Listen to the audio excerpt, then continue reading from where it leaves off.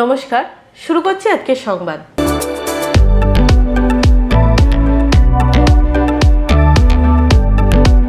বর্ধমান শ্যামসায়র ও পুতুন্ডা শ্রী রামকৃষ্ণ মিশনে অনুষ্ঠিত হলো দীক্ষা কর্মসূচি। গত 25 থেকে 29 জানুয়ারি 370 জন ভক্তদের মন্ত্র দান করেন কাশীপুর উদ্যানবাটির অধ্যক্ষ তথা বেলুর মঠ ও মিশনের সহাধ্যক্ষ শ্রীমৎ স্বামী দিব্যানন্দ মহারাজ। এই উপলক্ষে বর্ধমানের গাছ গ্রুপের পক্ষ থেকে দীক্ষিতদের হাতে একটি করে জবা দীক্ষা তরু তুলে দেওয়া হয়। এই প্রসঙ্গে গাছ গ্রুপের অন্যতম প্রতিষ্ঠাতা তথা জাতীয় শিক্ষক গাছ মাস্টার অরূপ চৌধুরী বলেন, গাছ গ্রুপের উদ্যোগে এই সবুজায়ন প্রকল্প বাস্তবায়িত হয়েছে। 2.5 বছর হলো এই প্রকল্পটি সফলভাবে রূপায়িত হচ্ছে। যারা এই দীক্ষা তরু হাতে পেয়েছেন তারা তা বড় করছেন।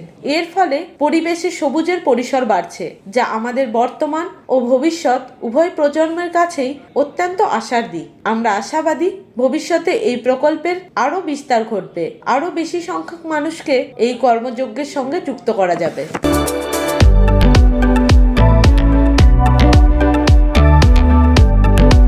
29 জানুয়ারি বর্ধমান বিশ্ববিদ্যালয়ের রাজবাটি প্রাঙ্গণে বর্ধমান বিশ্ববিদ্যালয়ের অবসরপ্রাপ্ত ও কর্মরত সরকারি ঐক্যমঞ্চের উদ্যোগে এক অবস্থান কর্মসূচির আয়োজন করা হয়। এই অবস্থান কর্মসূচিতে বিশ্ববিদ্যালয়ের অবসরপ্রাপ্ত কর্মচারীদের পাশাপাশি কর্মরত কর্মচারীরাও অংশগ্রহণ করেন। এই সংগঠনের পক্ষ থেকে এদিন অবস্থানে অংশ নেন কর্মচারীরা। তাদের উল্লেখযোগ্য দাবির মধ্যে রয়েছে অবিলম্বে সকল অবসরপ্রাপ্ত কর্মচারীদের পেনশন ও সকল অবসর ভাতা প্রদান নিশ্চিত করতে হবে।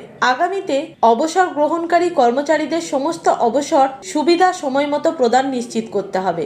অধিকাংশ রাজ্য সহায়তাপ্রাপ্ত বিশ্ববিদ্যালয়গুলির মতো কর্মচারীদের service book, direct rate of pension, PF ও গ্রুপ ইন্স্যুরেন্স পাঠানো যাবে না। বিশ্ববিদ্যালয়ের এক্সিকিউটিভ কাউন্সিল ও কোর্টে নির্বাচিত সদস্যদের অবিলম্বে অন্তর্ভুক্ত করতে হবে। এই দাবিগুলির ভিত্তিতে এদিন ঘণ্টাখানেক এই অবস্থান কর্মসূচি পালন করা হয়। আমি হচ্ছি পেনশন অ্যাসোসিয়েশনের জেনারেল সেক্রেটারি। আমার নাম প্রণব সান্যাল। আপনাদের কি সমস্যাটা দাঁড়িয়েছে? আমাদের সমস্যাটার একটা প্রধান অংশই রূপক এইমাত্র বলে দিল। সেটা হচ্ছে আমাদের পেনশন নির্দিষ্ট সময়ে যেটা এ যাবৎকাল আমরা পেয়ে এসেছি, কিন্তু এখন দেখা যাচ্ছে যে সেপ্টেম্বর থেকে যারা রিটায়ার করেছে, September, October, November, December, September পর্যন্ত পেয়েছে, কিন্তু অক্টোবর, নভেম্বর, ডিসেম্বর এবং জানুয়ারি যেটা আগামীকাল বা আগামী পরশু যেটা পেনশন হবে, তাতে কিন্তু একটা সেক্টর 14 জন মতন তারা কিন্তু পেনশন পাচ্ছে না। এবং শুধু পেনশন নয়, সমস্ত কিছু সুযোগ সুবিধা, ফিনান্সিয়াল সুযোগ সুবিধা যেগুলো, সে তার থেকেও তারা বঞ্চিত হচ্ছে। এই সমস্তগুলো নিয়ে আমরা তো, এটা একটা স্বশাসিত সংস্থা, অটোনমাস বডি। সুতরাং যখন আমরা এখানে চাকরিতে ঢুকেছিলাম, তখন আমাদেরকে বিশ্ববিদ্যালয়ের স্ট্যাটিউট, অর্ডিন্যান্স এগুলো মেনে তারপর আমাদেরকে অ্যাপয়েন্টমেন্ট দেওয়া হয়েছিল। আমরাও সেইভাবে একদিন মতো জেনে এসেছি। আজকে হঠাৎ আমাদেরকে বলা হচ্ছে যে না, তোমরা গভর্নমেন্ট না দিলে হবে না, গভর্নমেন্ট টাকা না দিলে পেনশন হবে না, ইত্যাদি ইত্যাদি বিভিন্নগুলো বলছে। তারে যারা অক্টোবর থেকে যে সমস্ত এমপ্লয়িরা রিটায়ার করেছেন বা আগামী দিনে যারা করতে চলেছেন, তারা কি দোষ করলো? মানে পেনশনই চালু হয়নি না পেনশন মাঝপথে বন্ধ হয়ে গেছে? পেনশনের একটা ক্ষুদ্রতম অংশ দেওয়া হচ্ছে, এবং তাছাড়া পেনশন ছাড়াও যে অন্যগুলো যেগুলো রয়েছে, অন্য ফিনান্সিয়াল বেনিফিট যেগুলো হয়েছে, সবগুলোকে আটকে রাখা হচ্ছে। আমরা এই সমস্ত সেক্টর থেকে, অফিসার থেকে, আধিকারিকদের থেকে, টিচারদের থেকে, আমাদের পেনশন অ্যাসোসিয়েশন থেকে আমরা জয়েন্ট মুভমেন্ট করছি।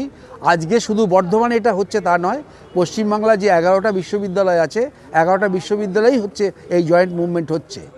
আজকে যে আমরা এখানে যে আন্দোলনটা করছি, আগামীকাল কলকাতাতে আমাদের মিটিং আছে। হ্যাঁ, সেই মিটিংয়ে গিয়ে আমাদের এই আজকের ফলশ্রুতিটা তাদেরকে জানাতে হবে। কলকাতাতেও বিভিন্নভাবে জয়েন্ট মুভমেন্ট হচ্ছে, বিভিন্ন বিশ্ববিদ্যালয়কে নিয়ে জয়েন্ট মুভমেন্ট হচ্ছে।